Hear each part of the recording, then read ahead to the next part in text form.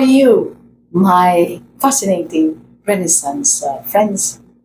How would you call a woman of 21, okay, uh, who marries a man that she has known only for 28 days? How would you call that woman? How would you describe that woman? Hold it. Okay, hold it first. And I'd like to welcome you to episode 151.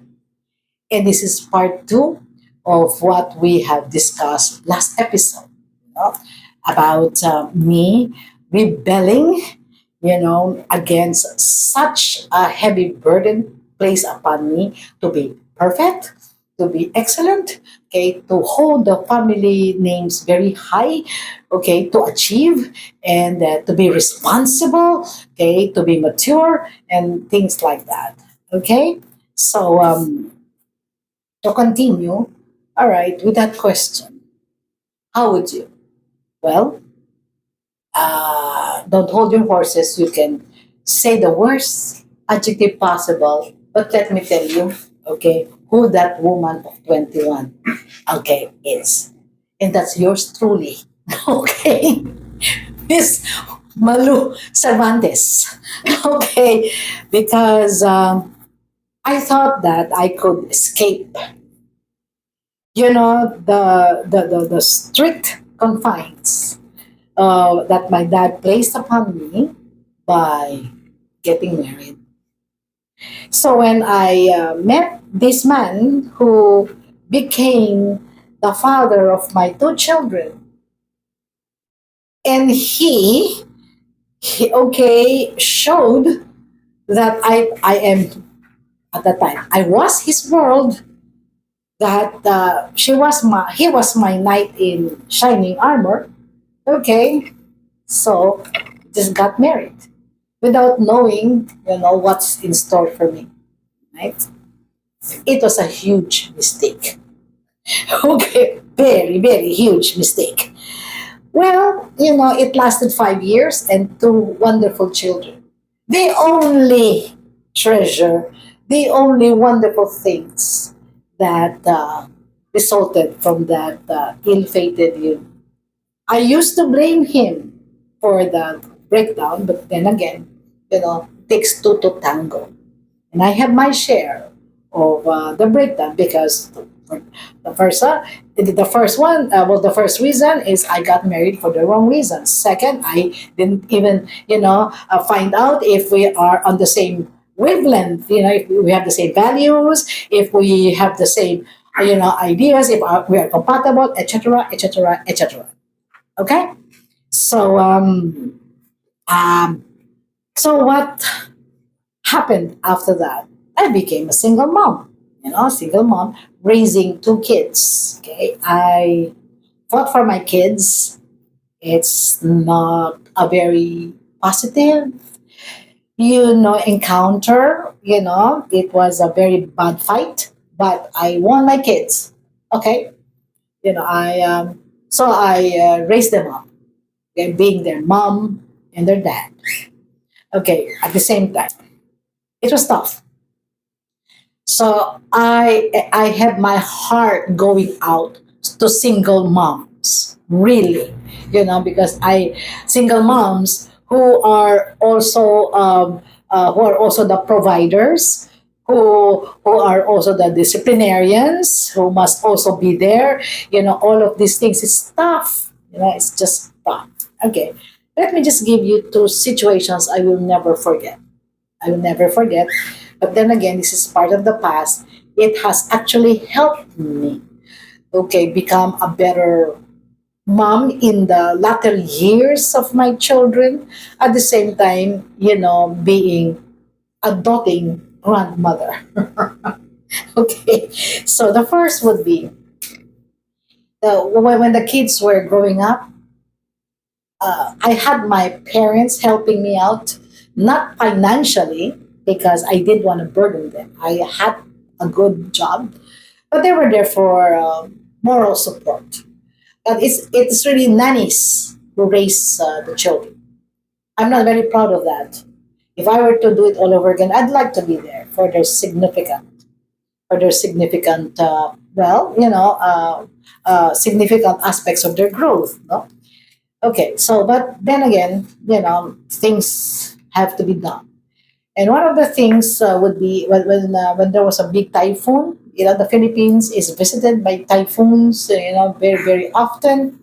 But nothing like the typhoons that we are experiencing now in this decade. At the time, signal number one or two, that would be enough. Now we have signal number five. We have super typhoons. We didn't have that, but it's enough for the Department of Education to cancel classes, especially in the elementary grades. Okay, there was one typhoon. Okay, that the kids were at home because classes were canceled, and they were crying. Really, they mommy, please stay home, please stay home. But I had appointments with clients. Remember, I was really, stopped. I am growing the business. And and they were crying, and I said I had to go. I remember I felt so emotional that I turned my back because I couldn't see their tears crying. And I had to put my hands on my ears because I cannot bear them to hear them crying. And I could not bear them see that I'm crying too. Because that for me is weakness. So I had to go because I had to work. So I don't know. Maybe if the marriage, if I had a husband, then maybe I could stay home. But that's not the case. Right? The stuff. Okay, that is this one. And to put it together, I those are called. I call those lost years. Why lost years? Well, I wasn't there when they were, when they were growing up, like when they had their first teeth. I just noticed, they already have three small teeth. The first tooth, I missed it. And when my daughter got her first period at age 9, just like me, I had my period when I was 9 years old. Okay, very young, I know. She had her period 9 years old, and she went to her nanny to tell her nanny, and the nanny, took care of her with the things needed. And the nanny just told me instead of my daughter telling me, because these are milestones in life. Okay, and I just got them one day. My youngest son was already walking. He had his first steps. I wasn't there. You know, I I consider this the lost years. I cannot bring it back. Okay, but I promise the children that I will give back. In Filipino, we call it bawi.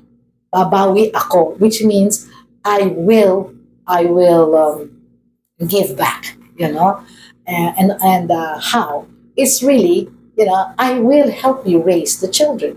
So my grandchildren. So my first grandson, okay, with my eldest daughter, I raised him up together, of course, with their parents. But I was there taking care of him, things like that.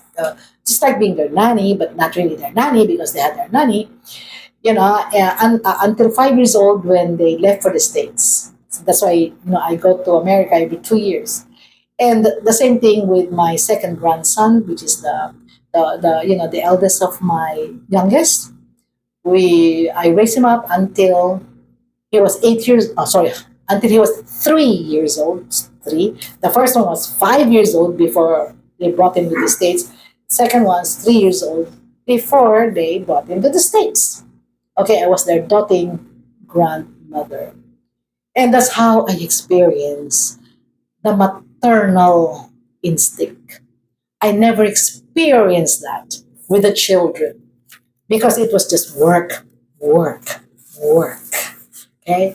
The only time I became a mother is when I became a grandmother because I took care of the kids and did all what mothers are supposed to do. Okay? So, Well, no regrets there. I told you in the previous episodes. Okay, the best I can. I do not want to die with regrets. So this is how I try to be able to do what I wasn't able to do. Okay, so I'm beginning not to like this month. No, I'm just kidding, because I'm getting too open, too personal, too intimate. But I guess it's both ways. You are there, listening to me. And if I were to be authentic and transparent with you guys, I have to learn to do this. And really, thank you for requesting this. It's just really my pleasure. Okay, so in the next episode, we will continue with lessons, which also are what will tell you, some more parts of my private world. Okay, and again, don't forget to like and subscribe, and together we will continue this journey, this wonderful journey, and then we will learn from each other. Again, if you have something to share with me, if they resonate with you, if you have the same experiences, please, okay, engage with me in the comments portion, and I may be able to share it with the rest of the world if you really don't mind. Okay, so until then, this is Manu Cervantes, your fellow sojourner, saying sayonara.